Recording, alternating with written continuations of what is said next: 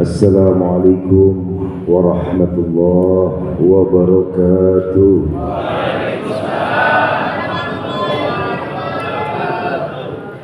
Asyhadu an la ilaha illallah wa asyhadu anna Muhammadar Rasulullah. La ilaha illallah Muhammadur Rasulullah sallallahu alaihi wasallam. Ya Fattah ya Alim ya Rahman ya Rahim. Wahai Engkau ya Allah, Zat yang Maha mengetahui, Zat yang menciptakan ilmu pengetahuan, Zat yang menguasai ilmu pengetahuan, Zat yang membagikan ilmu pengetahuan. Berikan kepada kami ya Rabb ilmu pengetahuan yang manfaat dunia wal akhirah. Ya Fattah ya Hadi ya Ghafurur Rahim. Wahai Engkau ya Allah, Zat yang Maha memberi petunjuk, Zat yang Maha pengampun. Tanpa petunjuk-Mu niscaya kami sesat. Berikan kepada kami ya Rabb petunjuk jalan yang lurus, akidah yang lurus, yang menyelamatkan kami dunia wal akhirah. Engkau Maha Pengampun ya Allah. Kami sadar betapa banyak dosa yang kami perbuat, betapa banyak maksiat yang kami lakukan, tidak terhitung ya Rabb. Dosa-dosa yang kami lakukan tidak terhitung ya Rabb. Maksiat yang kami lakukan, baik kami sengaja maupun kami tidak sengaja, baik dosa kecil maupun dosa besar. Ya Allah ya Rabb, dengan Maha Pengampun-Mu, ampuni dosa-dosa kami ya Rabb. Ampuni dosa orang tua kami ya Rabb. Ampuni dosa saudara-saudara kami ya Rabb. Ampuni dosa-dosa guru-guru kami ya Rabb. Ampuni dosa muslimin wal muslimat ya Rabb. Ampuni dosa-dosa orang yang zalim kepada kita ya Rabb. Alhamdulillah Rabbil Alamin. Ya Hayyu Ya Qayyum, Ya Hayyu Ya Qayyum, Ya Hayyu Ya Qayyum. Segala puji bagimu ya Allah, Zat yang maha terpuji, yang tidak sanggup kami memujimu dengan pujian yang sepadan. Ya Allah ya Rabb, kami sadar bagusnya kami Engkau yang membaguskan, sehatnya kami Engkau yang membuat sehat, cerdasnya kami Engkau yang mencerdaskan, gagahnya kami Engkau yang membuat gagah. Segala yang ada pada diri kami sesungguhnya pemberian-Mu ya Rabb.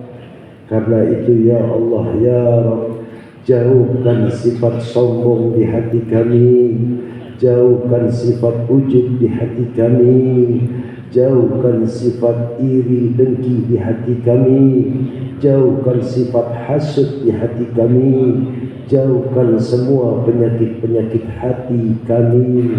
Ya Allah ya Rabb, sehatkan hati kami, hidupkan hati kami, jangan Engkau matikan hati kami ya Rabb.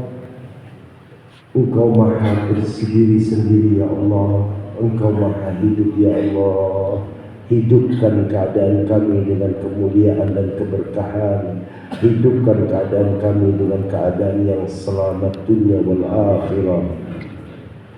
Ya Fattah ya Razzaq, Ya Ghani ya Mughni, Ya Hadi ya Wadud. Wahai Engkau ya Rabb, Zat yang maha kaya, Zat yang menciptakan kekayaan, Zat yang menguasai kekayaan, Zat yang membagikan kekayaan. Berikan kepada kami ya Rabb kekayaan lahir wa batin yang manfaat dunia wal akhirah. Allahumma salli wa sallim ala Sayyidina Muhammad miftahi babi rahmatillah adada ma fi ilmillah salatan wa salaman da'iman bidawam mulkillah wa alihi wa sahbihi ajma'in. Ya Rasulullah, berterima kasih kami kepadamu ya Rasulullah. Ya Rasulullah, akui kami sebagai umatmu ya Rasulullah. Ya Rasulullah, jangan pandang kami dengan marahmu ya Rasulullah. Pandanglah kami dengan kecintaanmu ya Rasulullah. Ya Rasulullah, bimbinglah kami, bimbinglah kami, bimbinglah kami ya Rasulullah. Semoga di padang mahsyar, di yaumul hisab, kami yang hadir di sini adalah bagian dari orang-orang yang memperoleh syafaat darimu ya Rasulullah. Maafkan kami ya Rasulullah, kami sering lupa kepadamu, kami sering lalai kepadamu, bahkan kami tidak mengenal Engkau ya Rasulullah. Kami hanya sekedar tahu, kami hanya tahu namamu, kami tidak tahu sejarahmu, kami tidak tahu perjuanganmu, kami tidak tahu kasih sayangmu kepada kami. Maafkan kami ya Rasulullah. Bismillahirrahmanirrahim. Inna a'tainakal kautsar fasalli li rabbika wanhar inna sani'aka huwal abtar. Alhamdulillah wa syukurillah wa ni'matillah bibarkati hadi Muhammad, bibarkati hadi Muhammad Rasulullah sallallahu alaihi wasallam. Hadirin hadirat rahimakumullah, wabil khusus para habaib, para kiai, para ulama, para ustadz yang hadir malam ini di Masjid Al-Ikhlas. Mari hadirin sekalian, kita doakan habaibnya, kiainya, ulamanya, ustadznya, pengurus DKM-nya. Kita doakan semoga Allah jadikan mereka pemimpin yang cinta kepada umatnya, yang dicintai umatnya. Allahumma amin. Begitu juga dengan aparat pemerintah yang hadir. Mungkin ya, saya tidak bisa sebutkan, tapi saya dengar tadi ada perwakilan dari camat. Mungkin Pak Lurahnya ada. Mana Pak Lurah? Sudah pulang? Dari RT, RW semua. Kita doakan hadirin yang hadir malam ini, semoga Allah jadikan mereka pemimpin yang cinta kepada rakyatnya. Ini yang amin 3 orang. Semoga mereka Allah jadikan pemimpin yang cinta kepada rakyatnya, dicintai rakyatnya. Allahumma amin. Hadirin hadirat rahimakumullah, wajib kita bersyukur kepada Allah Subhanahu wa ta'ala dengan sebenar-benarnya syukur. Secara umum bersyukur ini dibagi 3 hadirin. Ada syukur lisan, kemudian syukur hati, dan syukur perbuatan. Pada umumnya diri kita bersyukur sebatas syukur lisan, dapat sesuatu yang menurut kita itu satu nikmat, satu kebahagiaan, satu kesenangan, maka secara otomatis kita mengucapkan alhamdulillahirabbil alamin. Itu bersyukur tingkat TK. Karena bersyukur yang paling rendah, yang paling dasar, ditingkatkan hadirin ketika lisannya mengucapkan alhamdulillahirabbil alamin, maka golbunya ikut bersyukur. Bagaimana golbu yang bersyukur?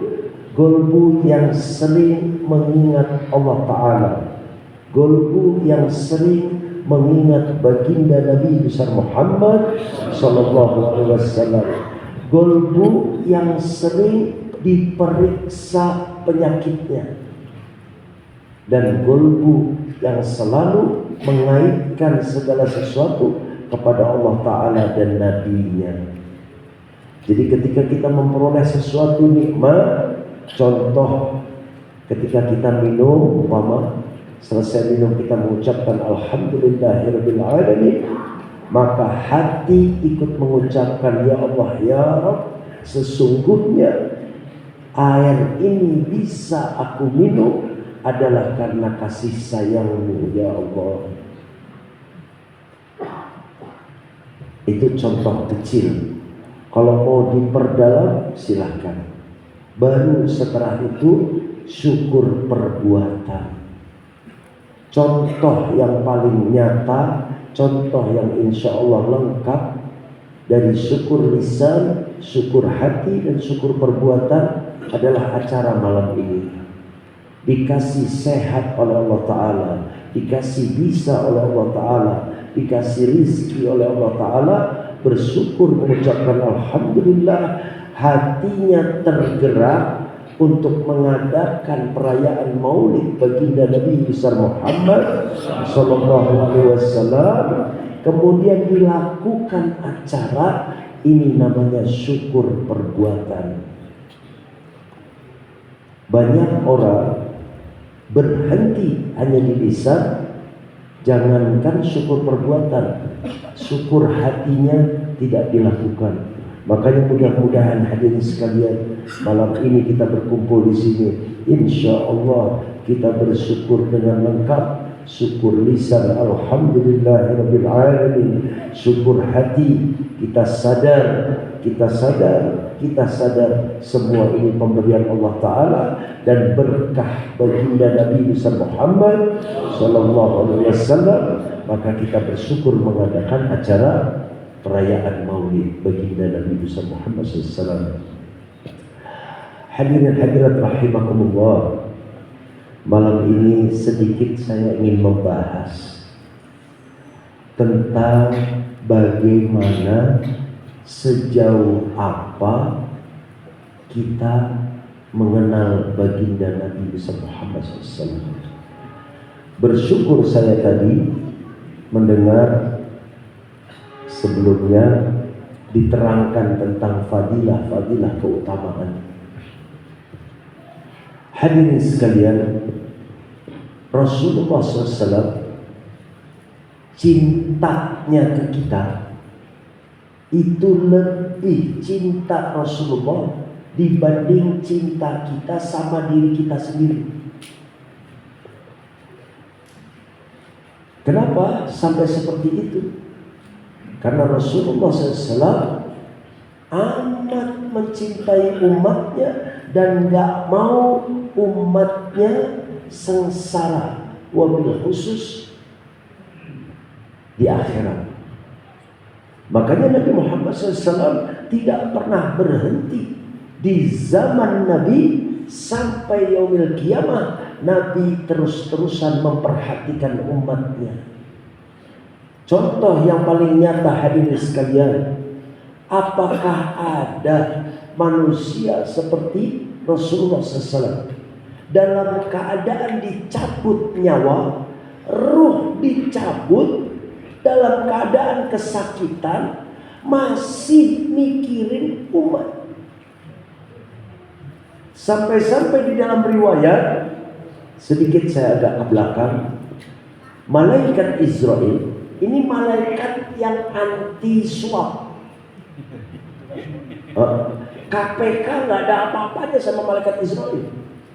Malaikat Israel ini lurus, lempeng, nggak pakai toleransi. Sedetik nggak mau toleransi.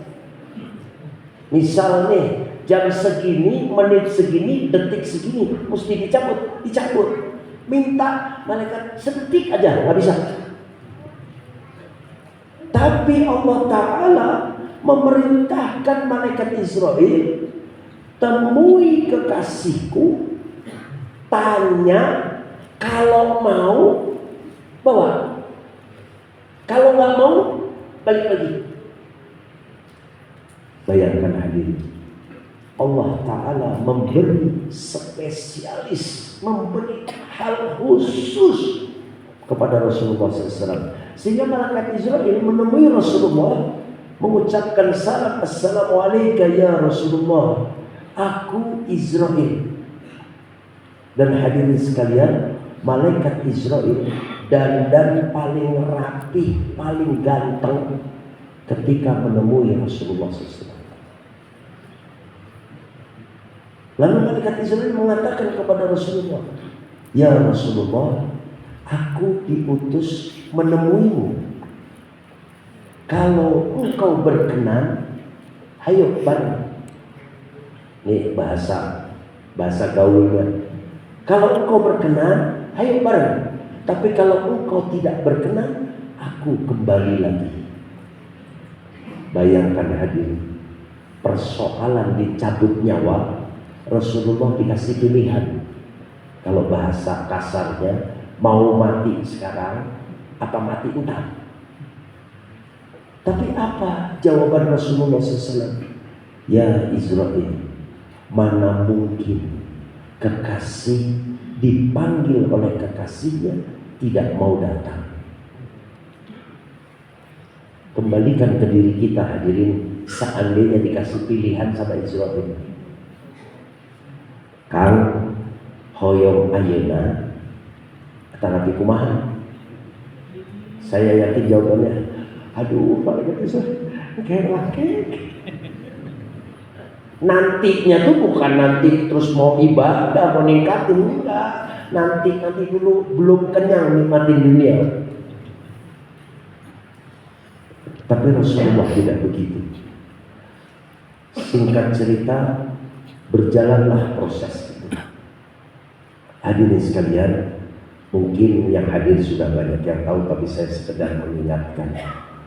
Bedanya orang muslim dan orang kafir ketika dicabut nyawa, bedanya secara mudah. Kalau muslim diambil rohnya dari arah kepala, kalau orang kafir dari arah kaki. Gambaran paling nyata, silahkan tanya kepada kaum perempuan yang hamil, seandainya bayi diambil posisinya kaki duluan, sudahlah kalau kepala duluan sakitnya luar biasa ibu. Ini kalau kaki maka resikonya dua, kalau nggak bayinya mati, ibunya yang mati. Artinya apa hadirin? Kita sebagai muslim sudah dapat keringanan sejak di dunia, dicabut nyawa dari arah kepala. Dan hadirin sekalian, sakitnya dicabut nyawa itu diumpamakan kulit dibesek berbarengan seperti kambing dikuliti 70 kalinya. Itu kalau ibadah kita rada mending. Kalau amal ibadah kita belang bentong, maka bukan 70 kali, bisa 700 kali, bisa 7.000 kali, bisa wallahu a'lam. Nah, Rasulullah SAW ketika dicabut ruhnya, ketika kaki Nabi Muhammad SAW sudah mulai dingin. Ciri orang mau meninggal Bapak, kalau dia orang soleh, titik dingin dimulai dari ujung kaki, merayap, jempol, jari-jari dingin, merayap sampai ke tumit, merayap ke betis, merayap ke paha. Kalau sudah dinginnya sampai di perut, maka waktunya tinggal sebentar lagi. Ketika Rasulullah SAW sudah sampai di antara perut dan rongga dada, maka Rasulullah minta malaikat Israel berhenti. Tolong difahami ya diri, berhenti ya Israel sebentar. Padahal dahi Rasulullah sudah berkeringat. Di samping Rasulullah adalah Sayyidina Ali karramallahu wajhahu. Di belakang ruangan putri tercinta Nabi Muhammad SAW, Sayyidatina Fatimah Zahra. Di pangkuan Siti Aisyah. Rasulullah mengatakan ya Israel sebentar. Apa yang dikatakan Rasulullah SAW? Bertanya ke Israel, ya Israel, apakah dicabut nyawa sakitnya seperti ini? Nabi Pak, yang nanya Nabi. Nabi kesakitan, gimana kita? Apa jawaban malaikat Israel? Ya Rasulullah, belum pernah aku mencabut ruh seseorang selembut seperti mencabut rohmu. Belum pernah aku mencabut roh seseorang. Aku berpenampilan terbagus seperti mencabut rohmu. Saking gak tahannya situasi itu, malaikat Jibril buang muka. Nggak kuat ngelihat Rasulullah yang dari dulu malaikat Jibril bolak-balik menyampaikan wahyu dalam keadaan kesakitan. Sampai Rasulullah bertanya, ya Jibril, apakah engkau sudah tidak suka kepadaku? Malaikat Jibril terdiam. Malaikat Jibril hanya mengatakan, ya Rasulullah, engkau Habibullah. Ketika Rasulullah mengatakan stop, ya malaikat Israel bertanya, malaikat Israel menjawab bahwa mencabut roh Nabi adalah dengan cara yang paling lembut. Maka Rasulullah SAW, apa yang dipikirin Nabi? Kalau secara sederhana, Rasulullah mungkin ya, Rasulullah berpikir, saya saja sakitnya seperti ini, gimana umatku? Maka Rasulullah berdoa, ya Allah, ya Rabb, pindahkan seluruh rasa sakit umatku, pindahkan kepadaku sekarang. Saya sampai berpikir, hadirin, jangan-jangan bisa jadi rasa sakit kita nanti dicabut nyawa sudah didiskon karena doa Nabi ini. Lalu saya kembali kepada kita. Ada tidak di antara kita yang hadir melihat tetangganya sakaratul maut, melihat saudaranya sakaratul maut, melihat orang tuanya sakaratul maut, melihat anaknya sakaratul maut, kemudian berdoa kepada Allah Ta'ala, ya Allah, pindahkan rasa sakit sakaratul maut ini, pindahkan kepadaku. Belum pernah saya dengar. Yang ada hanya mimpin, nuntun, membaca la ilaha illallah, atau membaca ya Allah, ya Allah, atau berdoa semoga diampuni dosanya. Jangankan dicabut nyawa, kemarin Ustadz Corona, udah kenal belum Ustadz Corona? Ustadz Corona jebolan pesantren, hasil produksinya kitabnya namanya kitab Covid. Itu Ustadz Corona datang itu benar-benar luar biasa, hadirin. Kita dipertontonkan betapa umat Islam taat dengan Ustadz Corona. Kenapa? Karena dua hal: takut mati dan cinta dunia. Zaman Ustadz Corona hadir, para kiai, para ustadz itu mungkin lidahnya, air liurnya udah sampai nempel ke tanah, jatuh. Ngingetin, tolong yang bukan muhrim jangan.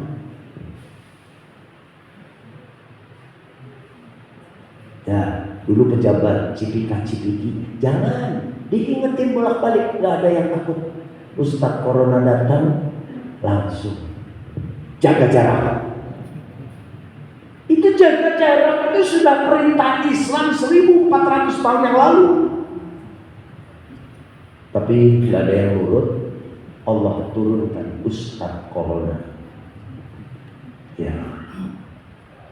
Terus apa? Pakai masker. Orang melihat pakai masker. Kalau saya tersenyum, ya Allah, ya Rabb, memang dahsyat Ustadz Corona ini. Begitu banyak orang sehari-hari saling mengunjing, gosip, ngomongin orang. Apa enaknya pakai masker terus ngomongin orang? Dekat gak berani, pakai masker, mulut ditutup.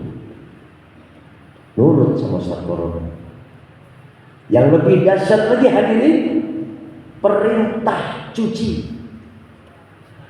Islam, Rasulullah sudah mengajarkan 5 waktu dengan berwudu cara yang benar, maka dia terhindar dari penyakit. Nggak ada yang mikirin bagaimana cara wudhu yang benar, gimana yang bersih, gimana caranya. Nggak cuma wudhu, mandi junub, mandi hadas, adanya di Islam. Bagaimana Islam mengajarkan mau makan cuci tangan dulu. Bagaimana Islam mengajarkan mau makan ambil garam, masukkan. Bagaimana Rasulullah SAW mengajarkan tentang kebersihan sampai-sampai dikatakan an-nadhafatu minal iman, kebersihan sebagian dari iman. Walaupun tujuan dari hadis tersebut adalah bersihnya hati, tapi bersihnya zahir juga dituntut. Gak ada yang mikir Ustadz Corona datang, Masya Allah, jangankan di rumah, di masjid, di kantor, di pinggir jalan, di tempat keramaian disediakan air buat cuci tangan. Ya, hadirin, itu hebatnya Ustadz Corona. Saya sampai detik ini manggilnya Ustadz Corona, walaupun wujudnya nggak jelas ini, tapi saya jelas dengan keadaannya. Hadirin hadirat rahimakumullah, kembali saya ceritakan tentang bagaimana Rasulullah, apa yang dilakukan Rasulullah, doa seperti itu. Kemudian ketika roh dilanjutkan, dicabut, diambil, sudah sampai di leher, kembali Nabi Muhammad SAW dengan suara yang lirih menyebut ummati, ummati, ummati. Ketika memahami ini hanya sekedar cerita, ketika memahami ini hanya sekedar Rasulullah mengatakan ummati berarti umat, tidak membekas hadirin. Tapi ketika difahami ucapan ummati adalah bagi seluruh umat dan masing-masing pribadi, coba dirubah pemahamannya. Berarti kita nih ngaku, sekarang ini posisinya ngaku jadi umat Nabi Muhammad SAW. Pertanyaan kedua jarang diterusin, diaku tuh. Ngaku mah gampang, detik ini saya ngaku, bisa kan? Hadirin sekalian, kenalkan, saya Gubernur Jawa Barat. Ngaku kan? Diaku tak? Itu persoalannya. Hadirin, saya suami soleh. Gampang kan? Gampang. Diaku gak sama istrinya bahwa benar dia suami yang soleh. Begitu juga kebalikannya para ibu-ibu. Habib, alhamdulillah saya istri soleha. Kata ibu, ngaku, diaku gak sama suami. Habib, alhamdulillah saya RT yang sukses. Ngaku, diaku gak sama masyarakat. Habib, alhamdulillah saya ngajar di sini, saya sebagai ustadz sudah 10 tahun. Alhamdulillah saya ustadz yang gak neko-neko. Ngaku, diaku gak sama masyarakat. Yang terberat adalah apakah diaku. Saya kembali lagi, Rasulullah mengatakan ummati, anggap saja kita ngaku umat Nabi Muhammad SAW. Anggap,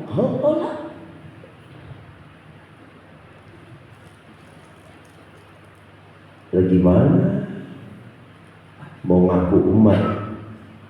Kalau bahasa Jermannya tos ngacacan. Nah iya, anggap kita sepakat kita mengaku umat Nabi Muhammad SAW. Ketika Rasulullah mengatakan ummati, rubah, berarti untuk semua, berarti saya juga. Nah kurang lebih begitu. Saya ganti kata-kata Nabi. Ketika Rasulullah mengatakan ummati, sama saja menyebut Mustafa. Rasulullah mau meninggal, mikirin saya. Kalau Kang Ustadz Jalaluddin atau DKM berubah, berarti Rasulullah ketika mau meninggal mikirin Jalaluddin. Nasib maneh teh kumaha, dipikirin sama Nabi. Kalau sudah dirubah ke situ baru berasa, ya Allah, ya Allah, saya dipikirin Nabi. Bayangkan hadirin, dicabut nyawa, sudahlah berdoa minta dipindahkan, mau rohnya keluar, masih nyebut ummati, ummati, ummati.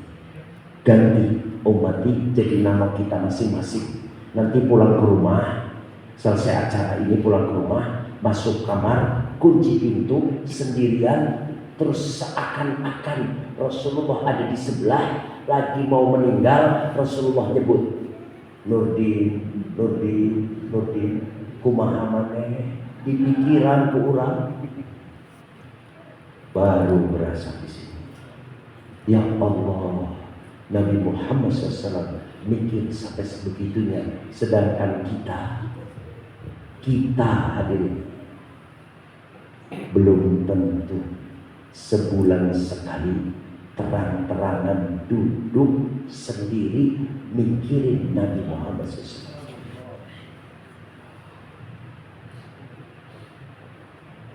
Nah, jangan dijawab Pak Ustaz. Mungkin ada yang sebulan, bahkan mungkin ada yang setiap tahun aja pas perayaan Maulid. Makanya nggak sembarangan hadirin. Orang suka menggampangkan sholawat. Perintah sholawat kalau ditafakuri luar biasa. Bismillahirrahmanirrahim.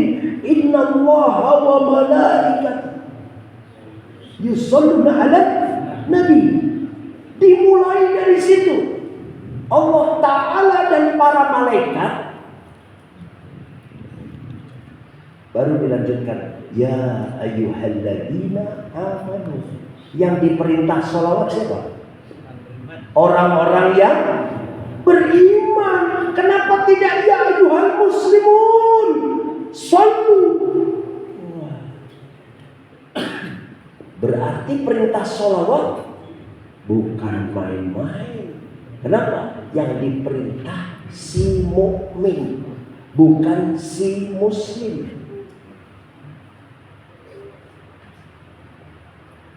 Paham bedanya muslim sama mukmin?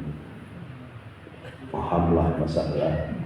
Ya, yang diperintah si mukmin didahului dengan Allah Ta'ala, para malaikat, Allah Ta'ala. Makanya pemaknaan sholawat, solawat, silsilah, wasilah, tawasul, silaturahmi itu bermakna sama, artinya nyambung. Ketika kita sholat, itu nyambungnya makhluk kepada Khaliknya. Ketika sholawat, nyambungnya umat ke Nabinya. Ketika silsilah, nyambungnya anak, orang tua, kakek terus. Ketika wasilah, nyambungnya sesuatu kepada sesuatu yang lebih mulia. Ketika silaturahim, nyambungnya antar sesama. Makna dari semua ini sama, nyambung. Allah Ta'ala, malaikat kepada Rasulullah SAW, turun ke bawah, umatnya kepada Rasulullah SAW. Sehingga apa? Simpul kehidupan, simpul dunia akhirat adalah baginda Nabi besar Muhammad Sallallahu Alaihi Wasallam. Jangan mimpi sampai kepada Allah Ta'alanya kalau tidak lewat baginda Nabi besar Muhammad Sallallahu Alaihi Wasallam. Jangan mimpi bisa sampai kepada Nabi Muhammad SAW kalau tidak lewat para sahabat, tabi'in, para aulia dan seterusnya sampai kepada para ulama, kiai, ustadz yang punya mahabbah kepada Nabi Muhammad SAW. Di antaranya adalah tadi dijelaskan duriyah baginda Nabi Muhammad SAW. Karena dua dia di situ kedudukannya. Silsilah iya, wasilah iya. Al-ulama, para kiai, para ustaz, al-ulama warasatul anbiya. Ulama pewaris. Pewaris apanya? Pewaris ilmu akhlak wa adab. Kalau duriyah, pewaris sekaligus nasab darah. Saya harus mengatakan ini, yang dulu-dulu saya tidak pernah mengatakan ini. Kenapa? Karena krisis di zaman ini adalah krisis tauhid, krisis akhlak wa adab, krisis mahabbatur Rasul. Bukan krisis ekonomi, Bapak-bapak sekalian. Teori ekonomi saya bantah. Saya begini-begini, alhamdulillah saya sarjana ekonomi. Kalau nama di KTP Habib Mustafa SI. Kalau nama umum macam-macam, ada Habib Mustafa bin Ahmad Al-Habsyi, ada Habib Mustafa Al-Habsyi, macam-macam. Tapi di KTP saya Habib Mustafa SE. SE-nya memang iya, bukan sarjana edan, bukan. Sarjana ekonomi. Artinya teori-teori ekonomi alhamdulillah ta'adus binikmah saya pelajari dan saya masuk ke jurusan accounting. Jantungnya. Karena accounting ibaratnya rumah sakit. Nah, ketika teori-teori itu saya pakai, saya terapkan, saya pikirkan, ternyata itu teori-teori memang teori dari barat. Kenapa? Kalau dibilang krisis ekonomi, sungguh mengherankan hadirin. Karena Allah Ta'ala menjamin kebutuhan makhluknya. Dicontohkan cacing yang gak punya mata, gak punya kaki, gak punya tangan, Allah jamin kebutuhannya. Yang jadi masalah kita itu repot sama keperluan. Beda ya Pak, kebutuhan sama keperluan. Kalau kebutuhan sesuatu yang porsinya untuk kita. Kalau keperluan diperluin. Contoh hapunten, hapunten. Tempat tidur, kalau ngomong kebutuhan, butuhnya seberapa? Kebutuhan badan. Dari badan kira-kira nambah segini, sebelah kanan nambah segini. Sudah, itu kebutuhan tempat tidur. Ketika jadi keperluan, maka tempat tidur jadi 2 meter. Karena diperlukan 2 meter, akhirnya butuh kamar yang besar. Butuh kamar yang besar, akhirnya butuh bahan bangunan dinding yang besar. Karena keperluan yang awal menjadi berderet jadi keperluan yang lain. Nanti pulang ke rumah, Bapak-bapak sekalian, masuk rumah, duduk, tafakur. Ini di rumah saya ini yang kebutuhan itu yang mana sih? Ternyata kalau kita berpegang kepada kebutuhan, tidak akan pernah ketemu yang namanya krisis ekonomi. Makanya ketika meninggal dibalikin lagi ke teori ekonomi. Masuk kubur nggak ada cerita lebar 2 meter. Sesuai kebutuhan. Dia lebarnya segitu cukup. Panjangnya sesuai tinggi badan. Ya, ini buka lemari pakaian. Berapa baju kita? Kalau ngukur kebutuhan berapa? Paling banter 2. Satu dipakai, satu dicuci. Sisanya keperluan. Ya, makanya hadirin, ketika saya mau pelajari teori ekonomi, kita dibikin pusing sama keperluan. Nah, selamat berpusing ria dengan keperluan. Kalau yang Allah jamin kebutuhan, kalau keperluan kita terpenuhi, itu bonus. Baik, kembali hadirin hadirat rahimakumullah. Ketika sholawat pangkatnya diperintahkan untuk orang mukmin, berarti kita harus bertanya besar. Tanda tanya besar. Baca sholawat berarti bukan main-main. Nah, kita seumur hidup membaca sholawat pakai rasa enggak? Karena sholat nyambungnya makhluk kepada Khalidnya. Sholawat nyambungnya umat ke nabinya. Kalau kita baca sholawat tidak ada nyambung sedikit kepada baginda Nabi besar Muhammad sallallahu alaihi wasallam, maka kita belum bersolawat. Solawat terbagi 2, solawat bil lisan dengan solawat qalbu.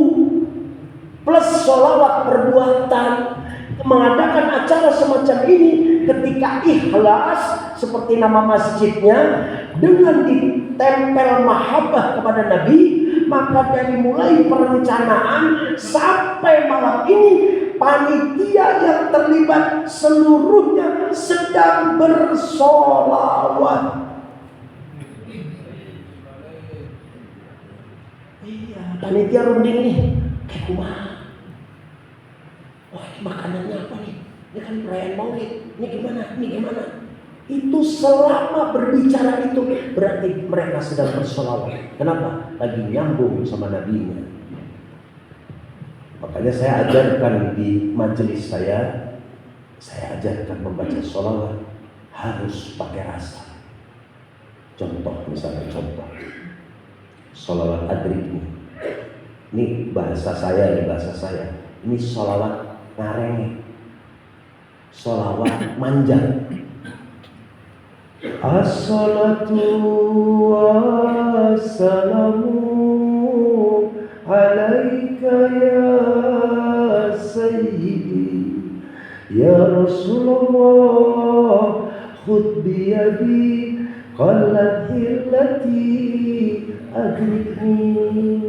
As-salatu wassalamu alaika ya sayyidi, salawat dan salam untukmu wahai bagindaku. Ya Rasulullah khudh biyadi, ya Rasulullah tarik saya, bawa saya, tuntun saya. Qalat hillati adrikni, sesungguhnya aku ini lemah ya Rasulullah. Tadi dijelaskan oleh Kiai siapa tadi sebelum saya? Kiai Asep, beliau. Saya mendengarkan betul-betul. Kiai Asep ini menjelaskan bagaimana ketika mengucapkan salam nanti setelah saya selesai di akhir acara kita baca maulid bersama-sama. Tapi mudah-mudahan sudah dengan pemahaman yang lebih. Kenapa? Di dalam maulid ada proses ketika berdiri. Ini berdiri tidak sembarangan berdiri. Ini berdiri menghormat. Tidak ada nabi, hati kita mengadakan hormat. Kemudian apa yang kita ucapkan? Ya Nabi, salam alaika. Ya Rasul, salam alaika. Ya Habib, salam alaika. 3 kali Pak. Ya Rasul, ya Nabi, salam untukmu. Ya Rasul, salam untukmu. Wahai kecintaanku, salam untukmu. Lagi ngobrol, apalagi bengong kita. Salawatullah alaika. Salawat Allah kepadamu. Gak main-main Pak.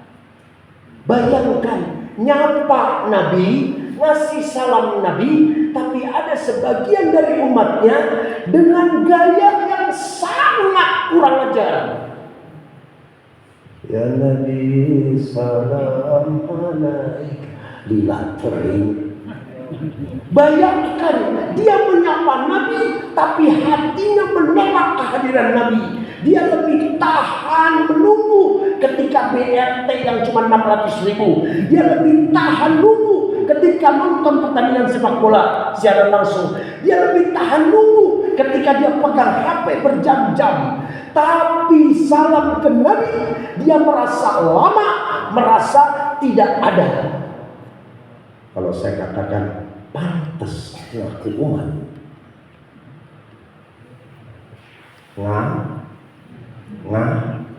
Ngaca.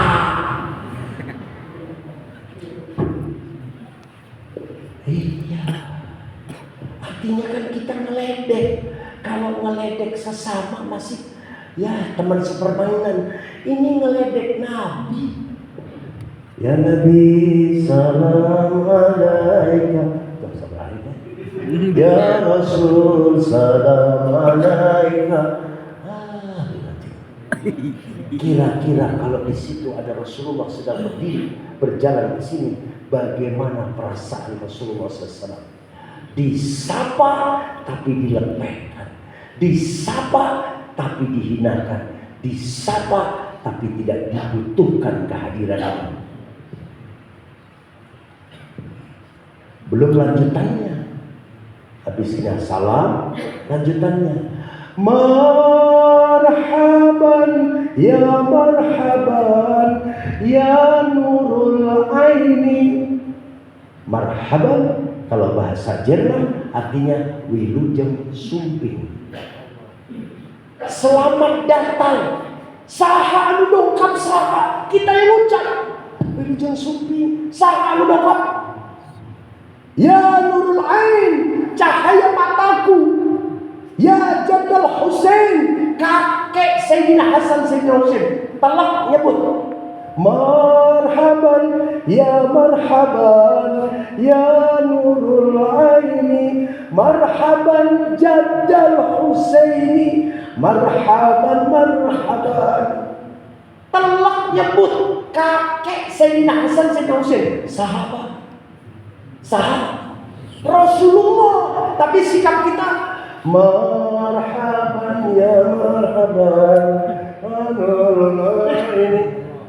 Kira-kira kalau saya kemudian mengucapkan ini manusia tidak tahu diri, ini manusia paling kurang ajar, ini manusia gak punya akhlak wa adab sama Nabi, pantas gak? Pantas gak? Kurang keras, pantas gak? Pantas. Iya, hadirin sekalian. Makanya rasa itu penting. Belum nanti dilanjut lagi. Habis marhaba, wilujeng sumping, makin mendekat tolakan. Makanya saya suka melarang. Kalau yang kenal, saya suka larang. Anak-anak hadrah saya suka larang. Jangan ketika saya mau masuk di tempat acara kemudian baca tola'al badru alaina. Siapa saya? Sedangkan tola'al ini muncul nyambut Nabi. Masyarakat Madinah melihat Nabi di atas ontaknya masih di kejauhan, saking kubungah-bungahnya nyebut tola'al badru alaina min thaniyatil wada wajaba syukru alaina. Bersyukur kami atas kedatangannya. Yang gak paham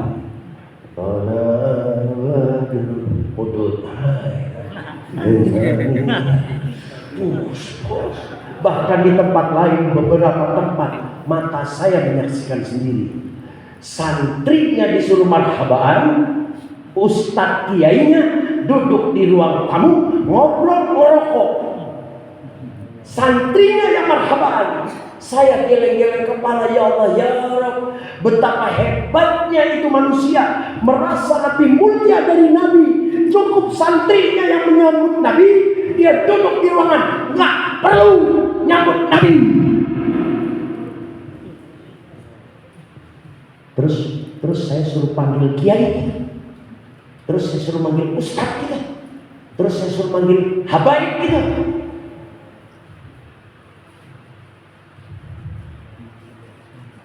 Ya, puntennya mah punten. Nah, kadang-kadang harus saya mau perintah kepada KM. Dia kedor, dikit-dikit kedor. Oke. Tapi kan yang segedor hati. Bayangkan hadirin, maulid seperti tadi dikatakan Kiai Asep, bukan sembarang kegiatan. Ini hubungan rasa antara umat dengan nabinya, di mana Rasulullah SAW di Al-Quran telah Bismillahirrahmanirrahim, laqad ja'akum rasulun min anfusikum azizun alaihi ma'anitum harisun alaikum bil mu'minina raufur rahim. Telah datang kepadamu utusan Rasul dari kalanganmu yang sangat mikirin dengan belas kasih tentang gimana caranya umatnya jadi bil mukminin, supaya jadi beriman.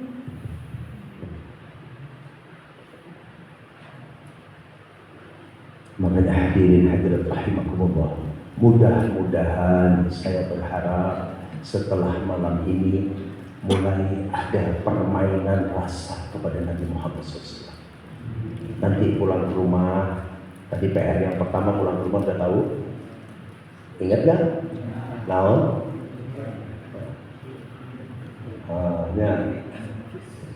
Nanti pulang ke rumah, sama masuk kamar, kunci pintu, tanya sama diri sendiri, ya Mustafa, saya nih paman, ya Mustafa, di manakah Rasulullah di hatimu? Jadi jangan nanya sama orang, jangan juga ditanya sama orang, belum tentu jujurnya. Tapi kalau diri sendiri bertanya kepada diri sendiri, tidak akan dia tidak jujur, dijamin jujur. Ya Mustafa, di mana Rasulullah di hatimu?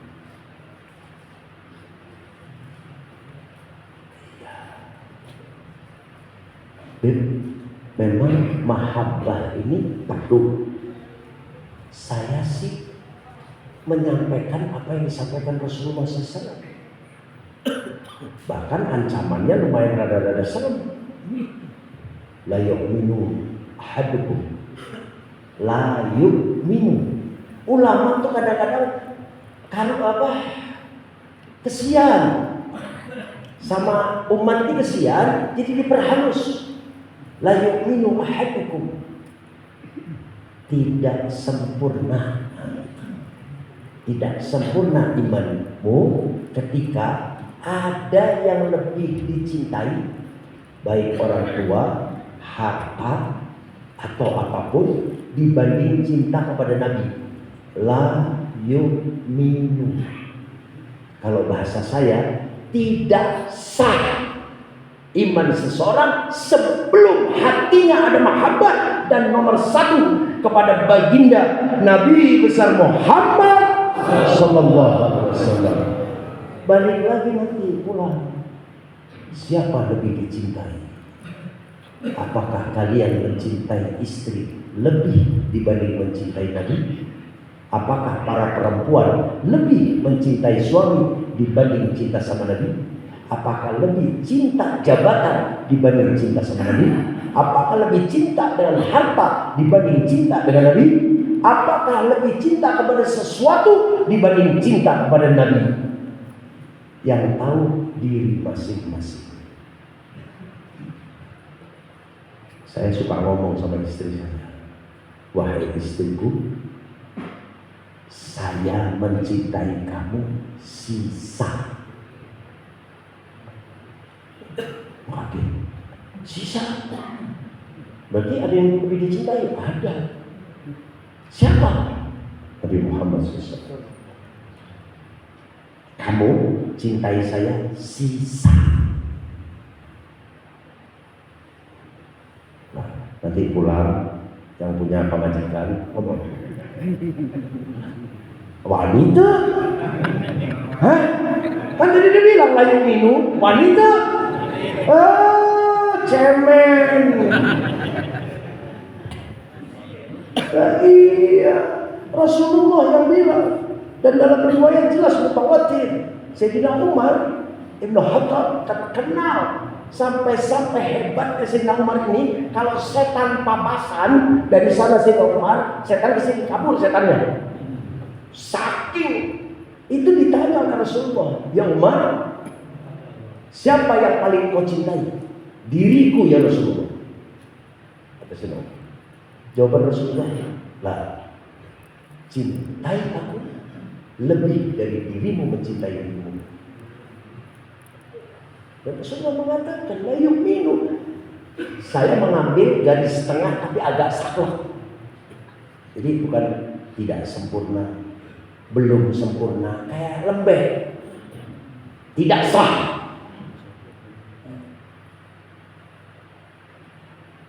Kenapa? Kalau digituin baru mikir. Dan itu berkali-kali Rasulullah di hadis-hadis yang lain banyak. Nah, kita sebagai umatnya sadar nggak di mana Rasulullah di hati kita saat ini? Beb, gimana Beb? Caranya cinta gimana? Prosesnya 5 bapak-bapak sekalian, ibu-ibu. Cari tahu. Pertama cari tahu tentang Nabi. Baik mulai dari fisiknya, perbuatannya, peperangannya, apapun, istrinya, anaknya, apapun yang terkait sama Nabi, cari tahu. Makin banyak tahu, mulai namanya kenal. Bapak-bapak sekalian pengen tahu bedanya tahu sama kenal, saya kasih contoh. Tahu nggak presiden kita siapa? Bapak Jokowi. Kenal? Itu bedanya. Tapi bagi anaknya, bagi para menterinya, tahu nggak presiden kita siapa? Pak Jokowi. Kenal? Kenal. Kenapa mereka jawab kenal? Mereka banyak tahu tentang. Nah, kalau Rasulullah SAW kemudian saya tanya, tahu Nabi kita siapa? Aku naon itu sieun. Siapa Nabi kita? Nabi Muhammad SAW. Kenal? Awas, jangan sembarangan jawab. Coba angkat tangan yang gak kenal.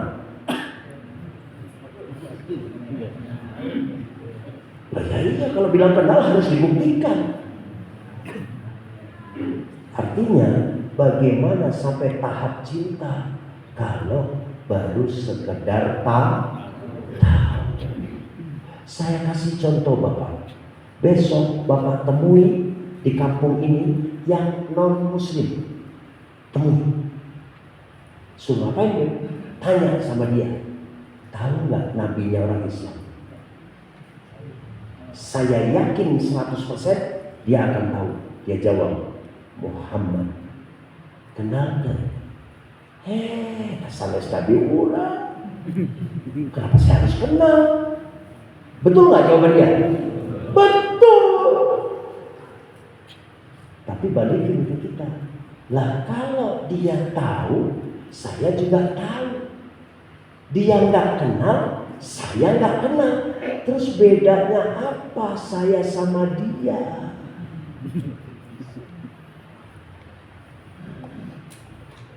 Paham? Bagaimana supaya kenal? Cari tahu, tambah tahu, tambah tahu, tambah tahu, tambah tahu, jadi kenal. Lalu kalau sudah kenal, makin kenal, makin kenal, makin kenal, muncul suka. Ketika suka dipelihara, dipupuk, muncul buahnya, cinta. Nggak akan sampai cinta kalau nggak lewat suka. Kalau cinta terus naik, maka hasil dari cinta yang luar biasa adalah kerinduan. Kerinduan gak ada obatnya kecuali pertemuan. Jangan dipasang di status. Ya, jadi orang yang sudah pengen ketemu berarti dia sudah di titik rindu. Kalau orang sudah rindu berarti dia besar cintanya. Makanya hadirin sekalian, saya tanya, apa yang paling dirindukan? Apa yang paling dirindukan kebanyakan orang? Acis. Duit. Kenapa? Hampir semua orang rindu pengen ketemu sama yang namanya duit. Berarti besar cintanya kepada duit. Sampai-sampai lupa kalau duit itu kertas. Jadi siapa dikasih duit? Aduh, alhamdulillah, atur nuhun, diberi duit. Belum pernah saya dengar saya ngasih orang atau orang ngasih ada saya di situ dikasih terus, Atur nuhun, alhamdulillah diberi kertas. Kenapa? Dohirnya hilang. Orang kalau sudah cinta bisa menghilangkan dohir. Orang kalau sudah cinta luar biasa, dia bisa hilangkan dohir, dia bisa hadirkan dohir.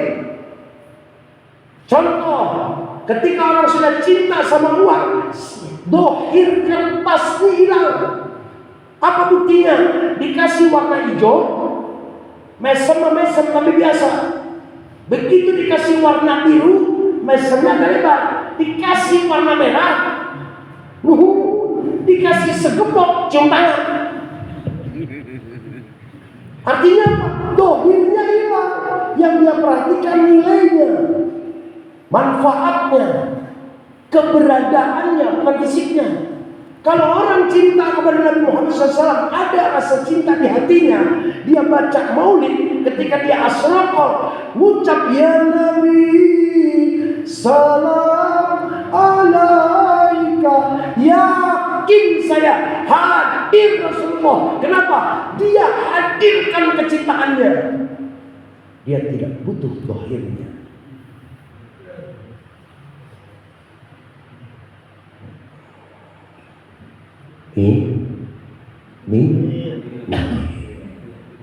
Anu di tukang mie kurang keras mie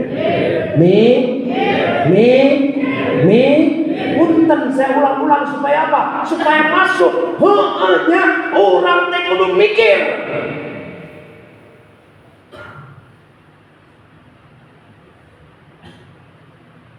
Makanya saya sering, untuk saya pribadi, saya mengklasifikasi orang, dia punya rasa kepada Rasulullah, punya atau tidak.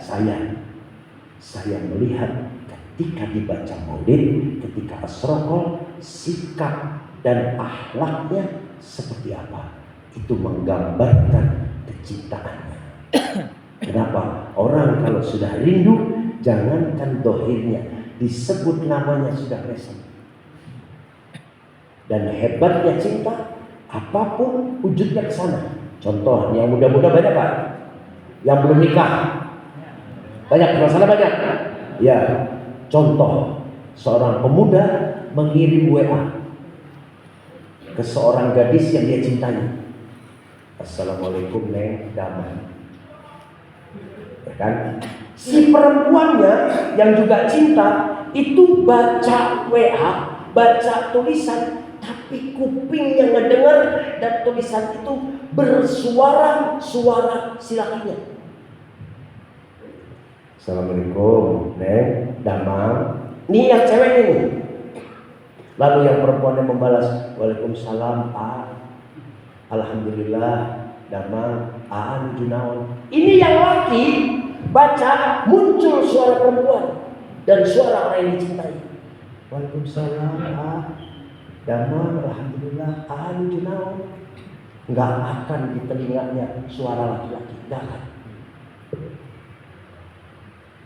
Itu dasarnya cinta. Sehingga saya bilang bohong ketika ada orang mengatakan itu asraqah, baca maulid, baca ya Nabi salam alaika. Gimana Nabi hadir? Bid'ah karena nggak ngerti.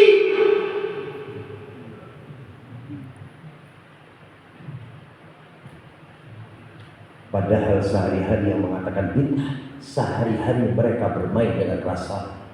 Sehari-hari mereka jatuh cinta. Sehari-hari mereka nguber duit. Sehari-hari mereka bisa pusing karena gak punya duit.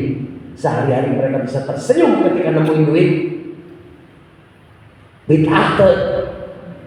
Ya kalau pakai ilmunya mereka ya bid'ah. Makanya hadirin sekalian, coba ditafakuri rasa. Saya perdalam lagi sedikit. Allah Ta'ala memberi rasa ke kita dari bangun tidur sampai tidur lagi. Contoh, mau tidur nih, blok, begitu di tempat tidur, ya Allah, enak. Rasa bukan? Bangun tidur, segar. Rasa bukan? Ke kamar mandi, punten, kamar mandi, buang air kecil. Nahan nih, buang air kecil. Ngeplong, rasa bukan? Terus mandi, seger, rasa bukan? Rasa. Sholat, khusyuk itu perkara rasa bukan? Perkara rasa. Selesai sholat, pamajikan badai kopi. Kadang dijawab, teh. Sama-sama air, yang diuber apa? Yang satu doyan rasa kopi, yang satu doyan rasa teh. Rasa yang diuber, bukan airnya. Begitu sarapan, perut lapar. Lapar itu rasa bukan? Rasa. Makan, kenyang rasa bukan? Rasa. Kerja, pulang kerja capek, rasa. Senang, rasa. Sedih, rasa. Bahagia, rasa. Sakit, rasa. Sehat, rasa. Ternyata sampai tidur lagi bermain dengan rasa.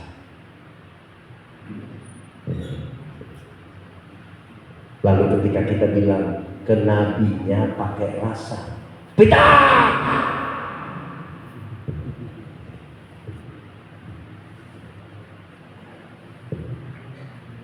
Makanya hadirin hadirat rahimakumullah, mulai malam ini cari tahu Nabi dari mulai fisik. Gampang, sekarang tuh gampang, dunia sempit sekarang. Pegang HP, ciri-ciri fisik Nabi, wah. Bagaimana rambut Nabi? Tidak lurus, tidak keriting, Nabi ikal, rambutnya hitam, mengkilap, rapi, pernah panjang, pernah pendek, sisirannya di belah tengah. Hampir seperti menetes minyak di rambutnya karena saking mengkilapnya. Wangi. Rasulullah SAW matanya bulat, lebar, biji matanya hitam. Tatapan Nabi teduh, berwibawa, tegas, sehingga sahabat tidak bisa lama menatap Rasulullah. Sedetik dua detik nunduk, gak kuat. Kulit tubuh Nabi putih kemerah-merahan. Tinggi Nabi tidak tinggi, tidak pendek ukuran orang Arab. Tapi Nabi berjalan dengan siapapun terlihat lebih tinggi. Keringat Nabi Muhammad SAW wangi, makin keringetan makin wangi. Rasulullah SAW kalau makan pakai 3 jari, ngambilnya sedikit, ngunyahnya banyak. Nabi kalau ngunyah paling sedikit 30 kunyahan. Jangan kayak orang Cijungkir. Kan dia Cijakarnya, ayah Cijungkir. Ngambilnya banyak, ngunyahnya 3 kali kunyahan telan. Iya, Bapak. Nabi Muhammad SAW Pak, kalau tidur ditikar anyaman pelepah daun kurma. Kalau bangun sering di punggungnya ada bekas anyaman. Berarti tempat tidur Nabi keras apa empuk? Keras. Tempat tidur kita pernah nggak Pak? Sekali seumur hidup mau tidur, bantal, guling, selimut, kasur empuk, spray bersih, baru baca Bismika Allahumma ahya wa bismika amut. Ingat Nabi, ya Rasulullah, maafkan aku ya Rasulullah, tempat tidurku lebih empuk dibanding tempat tidurmu.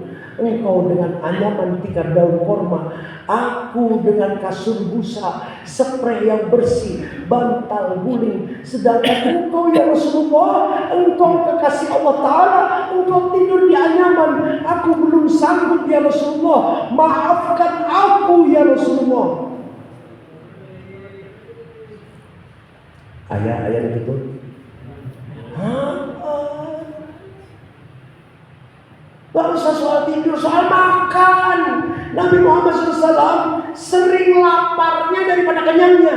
Yang dimakan Nabi roti keras. Roti keras kalau bahasa sekarang beras raskin, beras yang paling murah. Roti keras sampai kalau Rasulullah makan selalu mencari kuah. Kuahnya kadang gak ada, yang ada cuma cuka, air cuka. Itu yang jadi kuah makanan Nabi. Nabi makan dengan roti keras. keras, banyak laparnya daripada kenyangnya. Lalu kita seumur hidup berapa kali kita makan enak, ada lauk, ada sambal, ada lalap, lengkap. Ketika makan pernah tidak ingat Nabi seperti apa makan. Kemudian ucap, ya Rasulullah, maafkan aku ya Rasulullah, makananku lebih lengkap dibanding apa yang engkau makan. Maafkan aku ya Rasulullah, aku belum bisa seperti dirimu ya Rasulullah.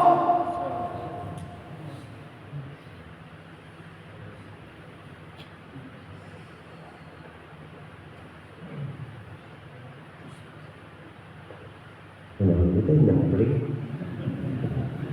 Itu tandanya Makanya hadirin hadirat rahimakumullah, ayo jangan Nabi Muhammad hanya sekedar seperti sebagian orang umat Islam mengatakan beliau penyampai wahyu, Rasulullah itu yang bawain wahyu, udah beres, itu tugas Nabi. Nah, kita punya rasa kepada Rasulullah, sering-sering minta maaf sama Nabi. Terakhir sebelum saya tutup hadirin, betapa jahatnya kita, betapa sadisnya kita, betapa kita tidak punya perasaan sama Nabi. Sampai nanti yaumil kiamah, setiap umatnya bermaksiat, Nabi minta ampun ke Allah Ta'ala atas maksiat umatnya.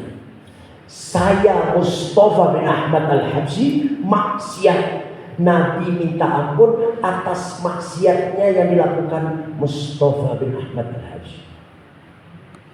Kebayang nggak?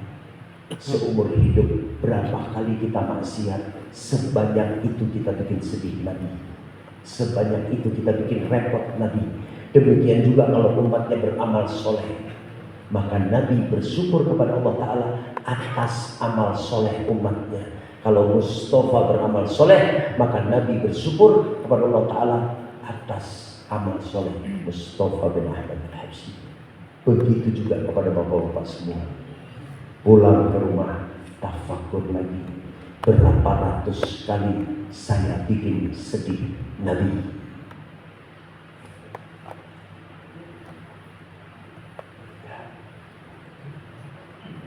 Halo, ini hanya jamin kan? Nah, gitu ya. Baik hadirin hadirat rahimakumullah, saya rasa cukup ya. Nanti dilanjutkan kita baca maulid tapi sebentar. Di sini biasanya selesai jam berapa, Pak?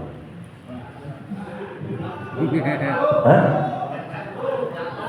Biasanya saya dengar kabar jam 10 udah bubar biasanya.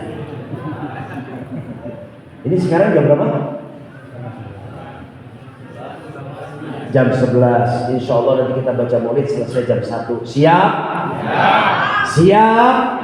Nggak ada yang balik? Nggak ada yang pulang? Yang pulang disumpahin?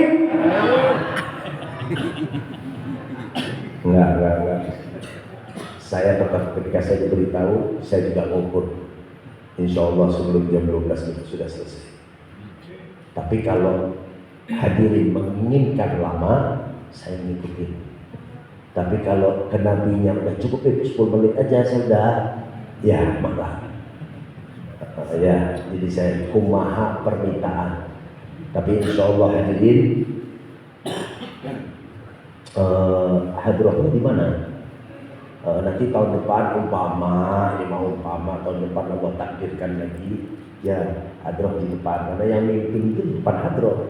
Nanti kayak saling ngetop saja gini. Ya. Sebelum nanti baca maulid, hapunten saya minta maaf 1000 kali saya minta maaf. Tolong tidak ada yang merokok. Dan saya minta maaf, jangan pernah sekali-kali merokok di masjid. Karena masjid ini sebutannya Baitullah, rumah Allah Ta'ala. Kalau ada tamu nih dari luar ke rumah kita, selonong ke ruang tengah, terus mudut ces, kita gimana? Ya, Jalmi culangon, nggak punya sopan santun, di rumah orang rokok. Itu rumah orang.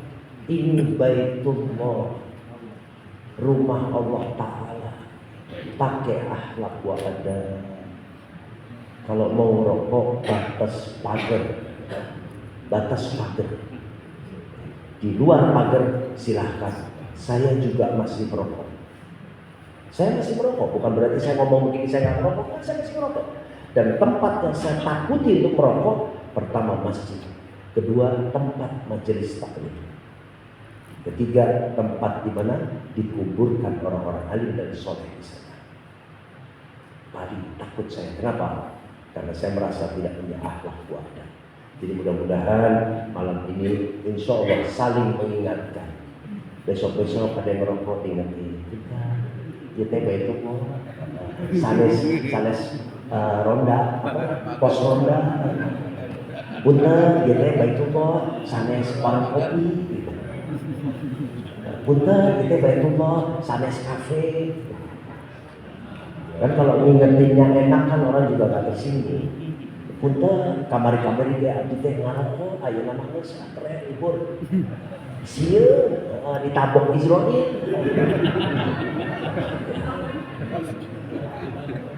Ya, baik hadirin sekalian, saya minta panitia mejanya digeser karena baca maulid yang benar seperti ini di bawah. Kita tuh gak ada pangkat apapun kalau sudah ketemu Nabi. Udah deh, mau lulusan apa juga udah ketemu Nabi mah. Ya, tolong ini dipindahkan. Kemudian yang baca rawi Ari apa semua kesini udah bantu. Di bawah sini. Ke belakang.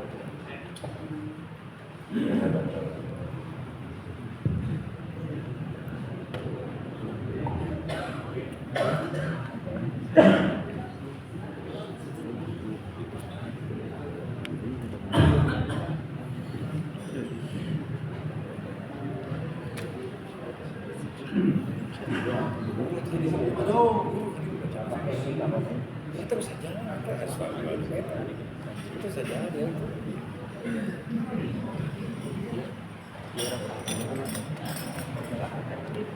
Berarti kurang